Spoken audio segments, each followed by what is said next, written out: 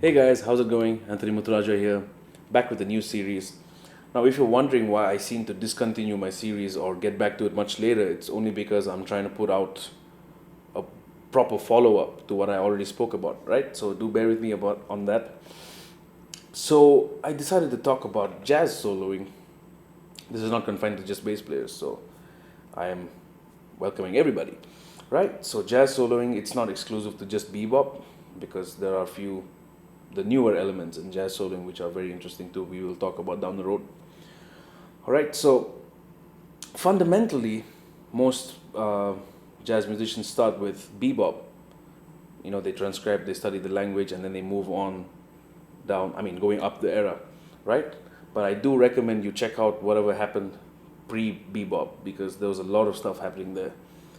But essentially, if you listen to that stuff, all you need to develop this language is just a good sense of melody.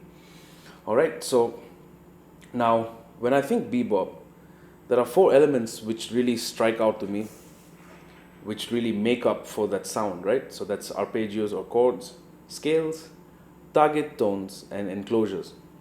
In this lesson, we're going to look at target tones and enclosures in particular, assuming you know scales and arpeggios already. All right, so a target tone is simply a tone or a note you target on a specific chord. It can belong to the scale or to the chord. And then enclosures are basically, it's the notes that surround the target tone, and though you use those notes around it to get to it. So you're not just playing that one tone, you're using your neighboring sounds to get there. Excuse me. So you're trying to you use these tools to create melodic passages. All right. Now this might feel a little more exercise-ish, but eventually once you get the hang of it, you'll be able to use it in a very musical manner. Okay, so let's just take a look at one chord. Let's say C minor.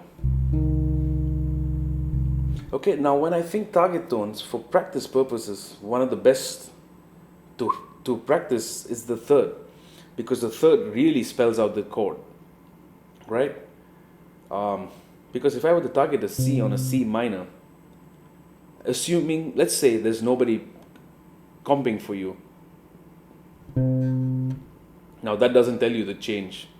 At least in my mind, that's how I perceive it, right? So the third is a good tone to practice, all right? So C minor, your third is E flat. So that is my target tone, right? So as soon as I hit that C, that's where I want to get, that's the sound I want to get. So we're going to approach it using enclosures. I can use diatonic enclosures or chromatic enclosures. Okay, so assuming C minor is a 2, so we're in the key of B flat. So my diatonic enclosure would be, right? I'm using one note above the target, one note below the target, and then the target. Now, chromatic. I can do two above the target or two below the target, or I can do both, two below, two above. Very common sound, or two above, two below. But this is more common, the two below, two above. Right? You hear those kind of phrases.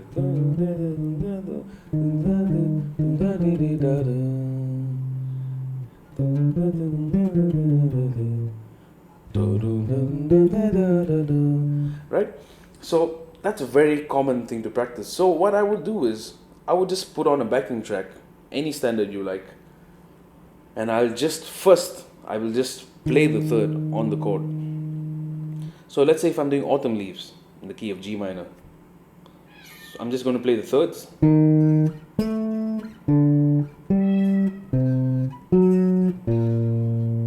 That's all the thirds.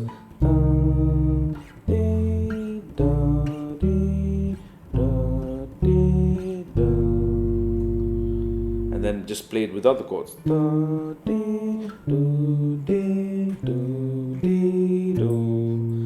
And get used to that sound, right? Now once you're comfortable with that, you can start using it on other tones, not just the third. Now I can do the fifth.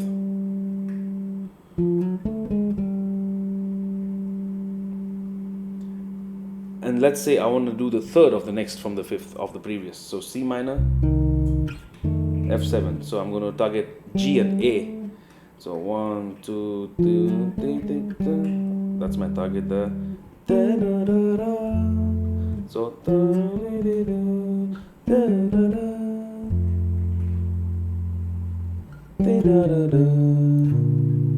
that was a very simple enclosure. Or I can do right?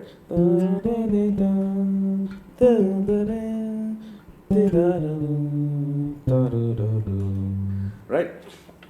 So you will see a lot of these ideas naturally lead into a melodic idea. So really let your ear guide you and try to find sensible sounds, right? You don't want to sound like a chromatic technician. That's just not what you want, right? So I'm just going to leave you guys with this. And in part 2, I'm going to talk about using the target tone, enclosures, mixing scales and arpeggios in the equation. So that'll really expand all your ideas, right? So do subscribe to my channel for more lessons. And you can check me out on Instagram and Facebook, Anthony Muthurajah Music. And if you have any questions, please don't hesitate to ask me anything, right? So I'll see you guys in the shed. Peace.